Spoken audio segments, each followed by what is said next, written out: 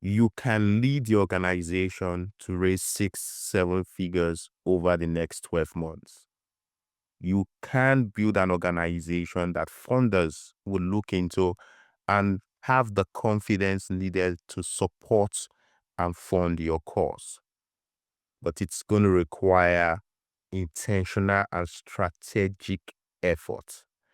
When I say intentional and strategic effort, it's going to require you building it one step at a time. And it starts with your board. Because the board, which is your leadership, is the heart and the foundation of your entire mission. With a powerhouse team, there is nothing you cannot achieve. But how do you build a powerhouse team? How do you build a team that can give, step up, and work alongside you to build the organization your mission deserves? Over the next couple of minutes, I'm going to walk you through the step-by-step process. But remember, the goal is for you to become the kind of leader that can execute this process. Because as a founder, as a non-profit leader, this is a process you will continue to execute over and over again as you continue on this non-profit journey. The very first step is reactivating your present board. Your present board may be disengaged, they may be passive, they may not be providing you the kind of support you need. To go on this journey, you need a board that's willing and ready to work with you, that's willing to roll up their sleeves and get in the mud until the work is done. So that means you have to be able to reactivate your present board to get them to step up.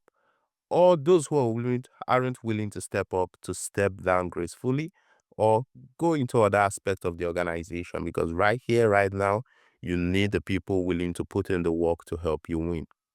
And how do you do that? We do that through the board audit process. The board audit process helps you audit your leadership approach to see how it has impacted your board.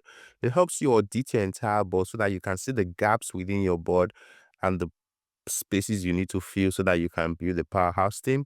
And then lastly, it helps each board member self-audit themselves, identifying areas they want to contribute, and then making a decision if they are willing to recommit or step down.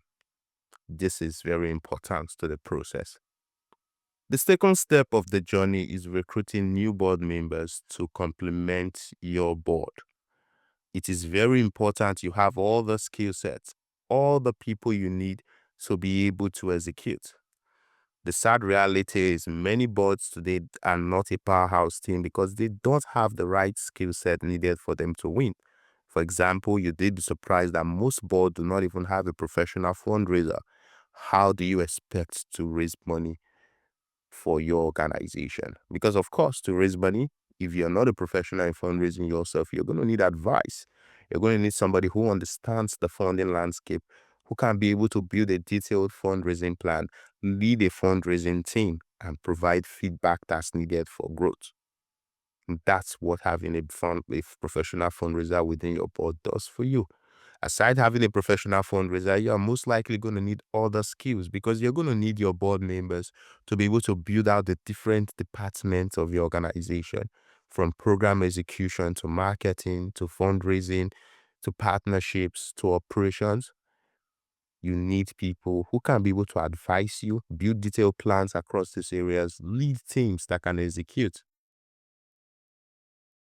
Once you're able to recruit these new board members, of course, the next step is to plan with them, because this is how you get commitment of your board members. In community development, we see people who plan together, execute together. And the mistake most founders make is they do not plan with their board. They either outsource the planning process or they do it in isolation, thinking they can't force that plan on their board. It's very easy to understand that people do not commit to plan that they were not a part of creating. So you need to be able to work with your board to map out fundraising, partnerships, program execution, team building, your budget, and every aspect of your organization. And this is what's going to get their commitment. Aside their commitment, is also going to help them understand the different aspect of the organization, the resources that's needed, the efforts that's needed. That's the only way they can commit. And at the end of strategic planning, there has to be delegation, where you're delegating not just tasks, but authorities and roles, where each board member can then begin to build out the different departments of your organization. After strategic planning, of course, you need what we call the board execution. So board execution is where they basically build out the teams, equip the teams, and then begin to work with these teams to execute. So as I would always say, it is not your role, not the role of your board to do the work. It is your role and that of your board to create the roadmap and build a team that does the job. So board execution is where the execution is done, where board members begin to work with these team members to create results. And then lastly, you must ensure the sustainability of the entire process. How do you ensure the sustainability of your entire process? Holding your board members accountable, leading from the front, ensuring your board members hold these things accountable. And that's what it means to be able to build an organization that is funding ready. A board that's willing to build out the different aspects of your organization with teams ready to execute. With this sort of structure, you have a funding ready organization. Now let's talk about raising money. Your board members are very important to the process of you raising money, because they would not only give from their own earnings, they can also expose you to their network and raise money from their network.